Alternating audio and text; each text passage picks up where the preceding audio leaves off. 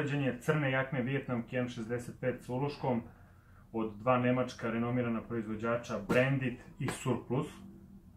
U oba slučaja jakna je izrađena od mešavine pamuka i polijestera 65-35, s tim što je unutrašnjost u obe jakne urađena od 100%, da kažemo, najlona, odnosno polijestera.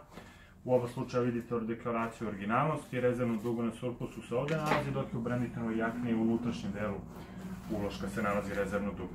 Otkopčavamo jaknu. Otkopčavanje Surplusove jakne prvo imamo pomoću drikera, pa zatim pomoću zipera. Pogledajte. Što se Brandita tiče, situacija je ista, da kažemo. Prvo se otkopčavaju drikeri do samog kraja, pa onda ziper.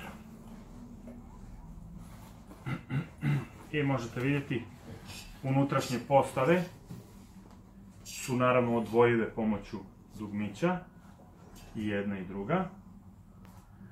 U unutrašnjosti obe jakne naravno nalazi se traka za zatezanje, pomoću koje možete da strukirate jaknu.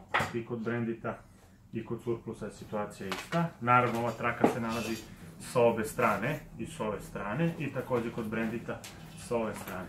Na prednjoj strani i Surplusa i Brandita razlikujemo grudne džepove i jedan par prednjih džepova. Cargo džepovi na Branditu također, pogledajte, dva se ovdje nalaze.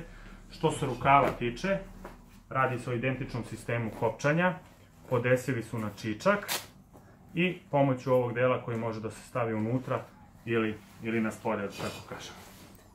Gornji deo jakne, pošto je reč o jakni s uloškom, posjeduje kragnu. U kragni se nalazi kapuljača koja može da se vadi i da se vraća. Pogledajte. Ovdje se nalazi deklaracija o originalnosti u oba slučaja. Epolete se nalaze na ramenima. Sa zadnje strane jakne posjeduju, da kažemo, faltice na ramenu u pojasu. Kod Surplusa je ista situacija.